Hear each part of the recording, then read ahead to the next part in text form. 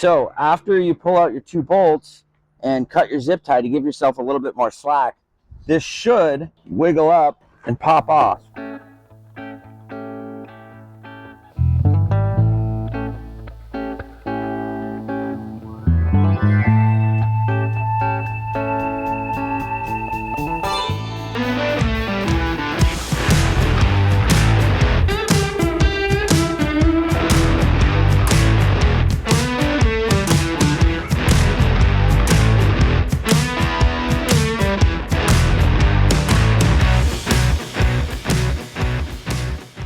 What is up, guys? Jesse here with Adventure Endeavor, and today we have a project video. Today we're going to be doing 2 small projects.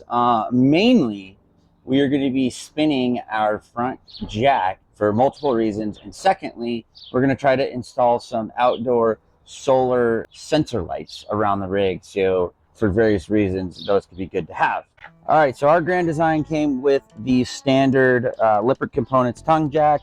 This is extend, retract, and then you do have an outdoor light here, which maybe my light is not working.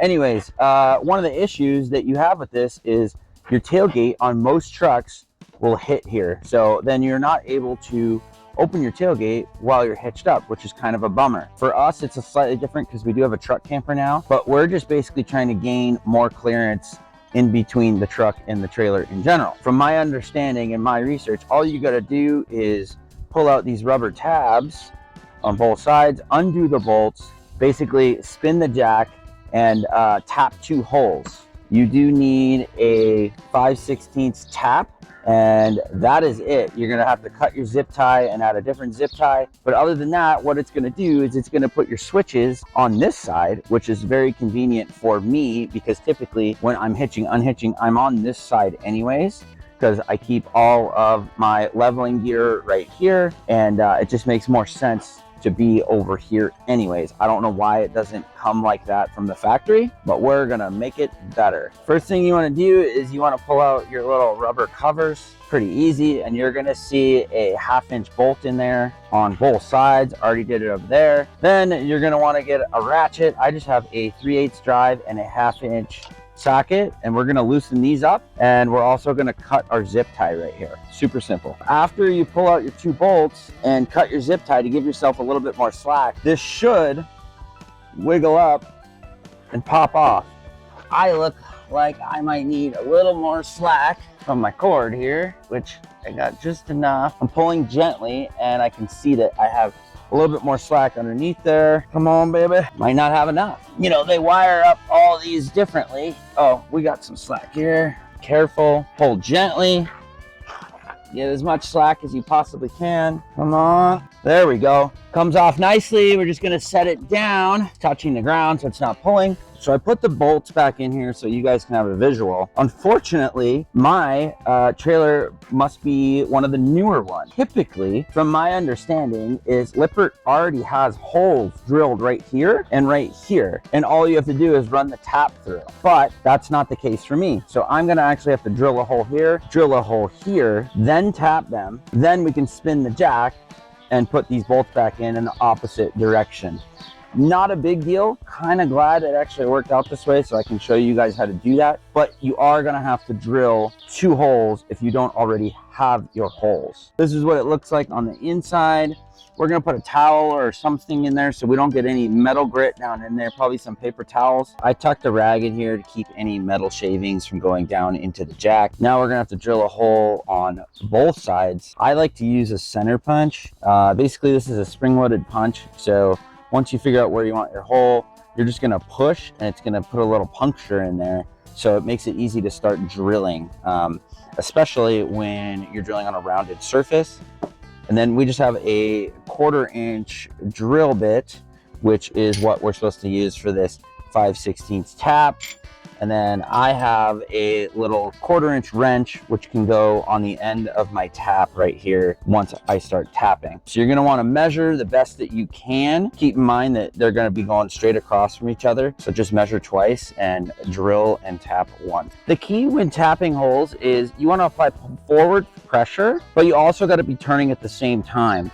And eventually, as you keep pushing in and you keep turning, eventually it'll start to bite on the hole that you drilled or the hole that was already existing. You're gonna do that on both sides, get it tapped, and then I already went ahead and I dropped the jack on the top. It was pretty simple for the most part. It just dropped on, but I did have to kind of shimmy it a little bit, and then it fell down a little bit further. And obviously I'm gonna tighten these guys up and then make sure the jack works, because you want to make sure it caught the correct gear in here. Once that's done, you're gonna have way more clearance for yourself between your truck and your trailer. Let me button it up and just make sure everything works, and that'll be it on this job. Just verified that it works.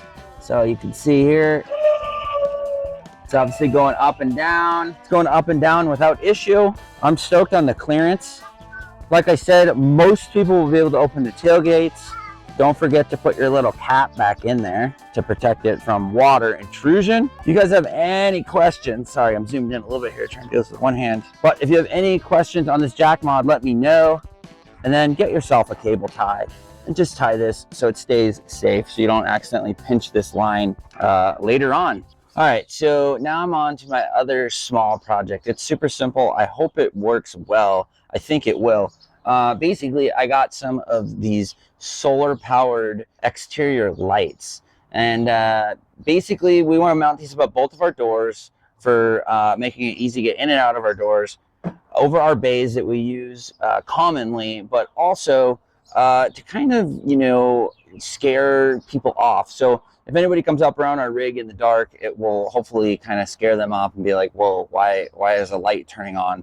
They're sensored, they're battery powered and solar charged, and I'm going to do my best to just use these command strips. So these are double-sided Velcro, which is good if we need to pull these off for some reason. And these commands hold 20 pounds each, so I'm going to use 2 on each, and they should stick well. And if we ever need to pull them off to change the different modes on the back here, it's simple enough. It's just Velcro. So first one we decided to mount right here. Obviously it's going to get ample sun, and our reasoning and our thought process was, A, if we're getting into this bay here, we just have extra light. There is a light inside the bay.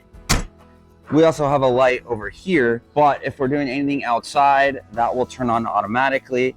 Also, if anyone's trying to get into my underbelly, hopefully it'll kind of scare them off. Just a little bit of added security and just being able to visually see.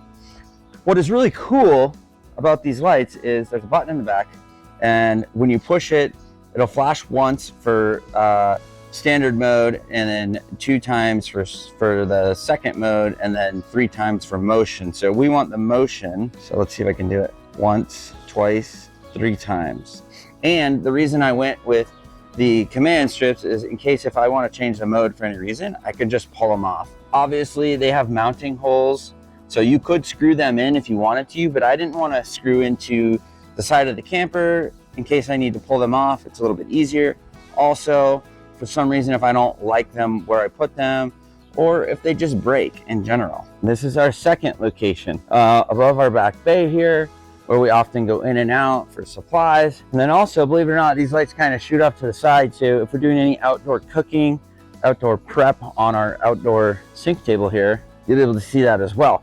Also, this was one of the funnest and simplest projects ever. We did an outdoor plumbed sink for our outdoor kitchen, so I will have that linked as well. We got one mounted above our front door here and our back door here, and overall pretty simple.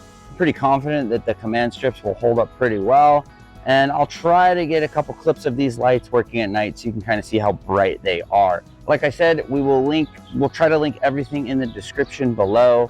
So you got the tool for the tap, the drill bit, these lights, and I mean command strips. But if you guys have any questions about any of this, please let me know, and I'll do my best to answer them for you. Thanks for watching.